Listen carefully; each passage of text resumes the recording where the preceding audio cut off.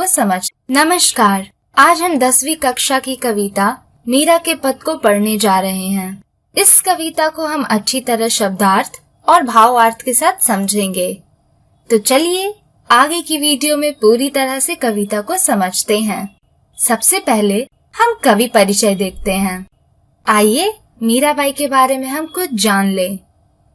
लोक कथाओं के अनुसार अपने जीवन में आए कठिन दुखों से मुक्ति पाने के लिए मीरा घर परिवार छोड़कर वृंदावन में जा बसी थी और कृष्ण प्रेम में लीन हो गई थी। इनकी रचनाओं में इनके आराध्य कृष्ण कहीं निगुण निराकार ब्रह्मा अर्थात जिसका कोई रूप आकार न हो ऐसे प्रभु, कहीं संगुण साकार गोपी वल्लभ श्री कृष्ण और कहीं निर्मोही परदेसी जोगी अर्थात जिसे किसी की परवाह नहीं ऐसे रूप में दिखाई देते हैं। प्रस्तुत पाठ में संकलित दोनों पद मीरा के इन्हीं आराध्य अर्थात श्री कृष्ण को समर्पित है। मीरा अपने प्रभु की झूठी प्रशंसा भी करती है, प्रेम भी करती है और अवसर आने पर डांटने से भी नहीं डरती। श्री कृष्ण की शक्तियों व सामर्थ्य का गुणगान भी करती है और उनको उनके कर्तव्य भी याद दिलाती है। पहले पद में मीरा श्री कृष्ण से कहती है कि जिस प्रकार आपने द्रौपदी, प्रहलाद और ऐरावत के दुखों को दूर किया था, उसी तरह मेरे भी सारे दुखों का नाश कर दो। दूसरे पद में मीरा श्री कृष्ण के दर्शन का एक भी मौका हाथ से जाने नहीं देना चाहती। वह श्री कृष्ण की दासी बनने को तैयार है, बाग बागीचे लगाने को भी तैयार है, गली गली में श्री कृष्ण की लीलाओं का बखान हरि आपन भी करना चाहती है, ऊंचे ऊंचे महल भी बनाना चाहती है ताकि दर्शन का एक भी मौका न चुके। आइए मीरा के पद पाठ का व्याख्या करते हैं। पहला पद है हरि आप हरो जन री भीर, द्रौपदी री लाज राखी आप बढ़ायो चीर, भगत कारण रूप नरहरि धरियो आप शरीर, बुढ़तो गजराज राखियो काटी कुंजर पीर, दासी मीरा लाल गिरधर हरो मारी भीर।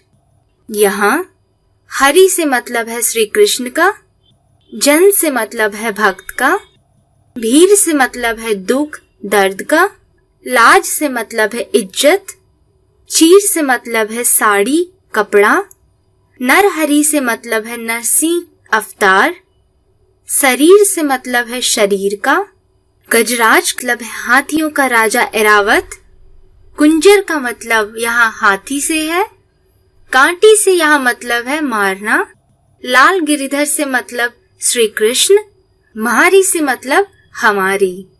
इस पद में कवित्री मीरा भगवान श्री कृष्ण के भक्त प्रेम का वर्णन करते हुए कहती है कि आप अपने भक्तों के सभी प्रकार के दुखों को हरने वाले हैं अर्थात दुखों का नाश करने वाले हैं।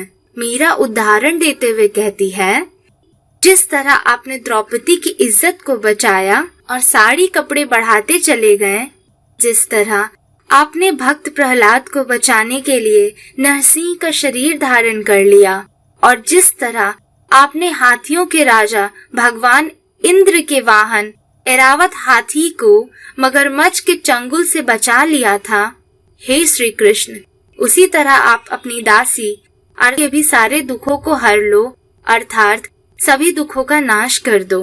दूसरा पद है श्याम महाने चाकर रखो जी, गिरधारी लाला महाने चाकर राखो जी, चाकर रहस्यूं बाग लगास्यूं, नेत उठ दर्शन पास्यूं, बिंद्रावन री कुंज गली में गोविंद लीला गास्यूं, चाकरी में दर्शन पास्यूं, सुमरन पास्यूं खर्ची, भाव भक्ति जागरी पास्यूं, तीनों बाता सरसी, मोर मुगट पीतांबर सोहे गल वैजंती माला, बिंद्रावन में धेनु चरावे मोहन मुरली वाला, ऊंचा ऊंचा महल बनाओ बीच बीच राखूं बारी, सावरिया रा दर्शन पास्यूं पहर कुसुम्बु साड़ी, आधी रात प्रभु दर्शन दीजियो जमुना जी रे तीरा, मीरा रा प्रभु गिरधर नागर, हिवड़ो घणो अधीरा।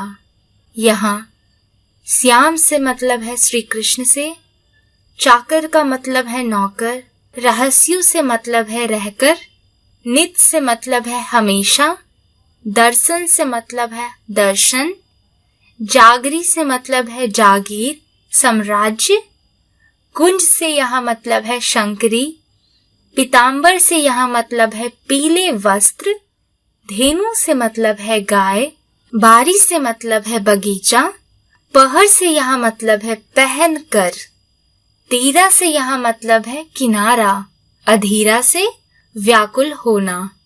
इस पद में कवित्री मीरा श्री कृष्ण के प्रति अपनी भक्ति भावना को उजागर करते हुए कहती हैं कि हे श्री कृष्ण, मुझे अपना नौकर बनाकर रखो। अर्थात मीरा किसी भी तरह से श्री कृष्ण के नजदीक रहना चाहती है, फिर चाहे नौकर बनकर ही क्यों न रहना पड़े। मीरा कहती है कि नौकर बनकर मैं बाग बगीचा लगाऊंगी ताकि सुबह उठकर रोज आपके दर्शन पा सकूं। मीरा कहती है कि वृंदावन की संकरी गलियों में मैं अपने स्वामी की लीलाओं का बखान करूंगी। मीरा का मानना है कि नौकर बनकर उन्हें 3 फायदे होंगे। पहला, उन्हें हमेशा कृष्ण के दर्शन प्राप्त होंगे। दूसरा, उन्हें अपने प्रिय की याद नहीं सताएगी। और तीसरा, उनकी भाव भक्ति का साम्राज्य बढ़ता ही जाएगा।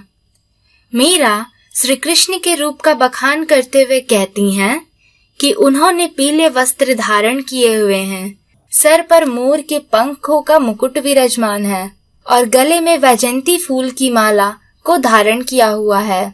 वृंदावन में गाय चराते हुए जब वह मोहन मुरली बजाता है तो सबका मन मोह लेता है।